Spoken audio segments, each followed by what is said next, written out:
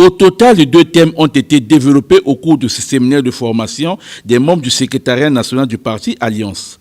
Cette formation qui vise à donner au cadre de ce parti les arguments nécessaires pour s'exprimer sur l'échiquier politique national et international a été placée sous la très haute supervision du président national, Mabio Mavungu Zinga. Se dit pourquoi nous sommes là. Pourquoi? La question fondamentale. On fait quoi ici? Et si nous devons avancer, comment? Quand on a cerné toutes ces questions-là, avec ce que les exposants vont nous donner les uns et les autres, ça veut dire que nous serons suffisamment armés pour faire la politique. Nous serons suffisamment armés pour répondre aux préoccupations des Congolais. La première communication développée par Henri Armand Bouketi a porté sur la communication publique et la communication politique. Le conférencier a débuté son exposé par la définition des concepts clés de son thème. Ce que nous devons noter, c'est qu'en fait, pour qu'on parle de communication, il faut qu'il y ait un locuteur et un interlocuteur, donc un émetteur et un récepteur. Et donc au milieu, ce fluide-là, c'est ce qu'on appelle la communication, donc l'information. Alors, de nos jours, il faut faire le distinguo entre la communication publique et la communication politique, dans ce sens où la communication publique se base va plus à l'endroit du public, des collectivités. Par contre, la communication politique, elle est plus stratégique. C'est-à-dire que c'est une communication qu'on emploie plus lorsque on est en train de faire des campagnes, soit électorales ou des adhésions.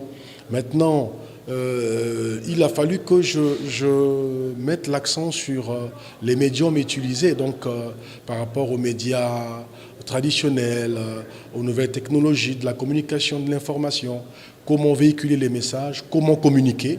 Donc c'est sur cela que nous avons exposé. L'exposant n'a pas manqué de faire la différence entre ces 2 thèmes de communication. Henri Armand Bouketi a mentionné que la communication doit être pérenne. Les objectifs de la communication politique, c'est avant tout d'influencer, de convaincre et de légitimer nos actions. Le deuxième thème du jour, axé sur l'organisation administrative du territoire, la décentralisation, a été développé par Georges Mbeti Makosso, secrétaire général du parti Alliance. Dans la décentralisation, vous avez plusieurs types de décentralisation. Il y a la décentralisation économique. Vous verrez qu'il y a des entités qui sont chez nous.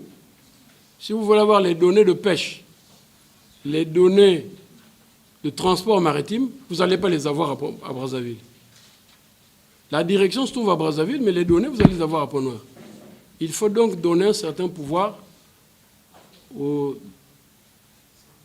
dirigeants, aux administrateurs qui sont à Pont-Noir, qui représentent cette administration-là, pour recueillir ces données. Donc un certain pouvoir. Là, on a fait une décentralisation économique. On a aussi la décentralisation technique. Prenons l'exemple de chez nous. On n'a pas un grand tissu industriel, mais hier, il a existé quand même. Vous aviez Cronenbourg, à l'époque, devenu Brasserie du Congo. Et de l'autre côté, vous avez la Verrerie, devenue Soverco. Les brasseries du Congo collaborent, c'est vrai, les Cronenbourg. Ils ne pouvaient pas faire les bouteilles. Donc c'est la Verrerie qui faisait. Mais Cronenbourg faisait une décentralisation technique.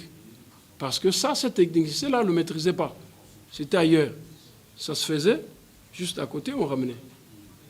Donc c'est une décentralisation technique. Par contre, la décentralisation que nous disons intégrale, elle s'inscrit dans le cadre où nous avons défini la typologie de l'État. Parce que c'est dans la forme organisation de l'État que vous pouvez définir votre décentralisation. Ailleurs, vous allez trouver, si l'État est décentralisé, donc c'est un État unitaire. Si vous trouvez un État qui est fédéral, donc l'État a d'autres États. Si vous trouvez l'État qui est confédéral, donc à d'autres territoires. Et la décentralisation intégrale veut dire tout simplement que seule l'autorité décentralisée aura 2 pouvoirs en même temps. Autorité déconcentrée et autorité décentralisée. Dans la décentralisation intégrale, il n'y a pas de préfet. Il n'y a pas de préfet. Par exemple, si demain nous disons, hier c'était le commissaire du gouvernement, si nous disons désormais, le président du conseil sera appelé commissaire du gouvernement, c'est lui. Si c'est gouverneur de région, c'est lui. Donc il y a à la fois autorité déconcentrée et autorité décentralisée. Dans la décentralisation intégrale, les conflits ne sont pas gérés au niveau politique, dans les textes administratifs. C'est le tribunal administratif, en a priori, et la Cour constitutionnelle, en a posteriori. Si celui-ci pense qu'il a été lésé, il s'est trompé, eh bien, on se pourvoit devant le juge constitutionnel qui tranche le litige. Il n'y a plus de débat. Il n'y aura pas de débat politicien, mais ce serait un débat administratif, un débat de construction pour avancer.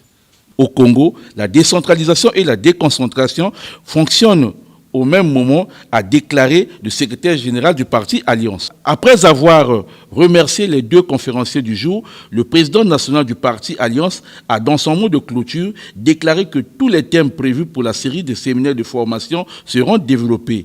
N'ayez même pas peur, il faut être clair avec ceux qui vous posent les questions. L'objectif de nos séminaires, c'est d'être en mesure de proposer au peuple congolais notre vision de ce que doit être le Congo de demain. Le prochain thème sera axé sur la sécurité alimentaire et les enjeux de la sécurité nationale.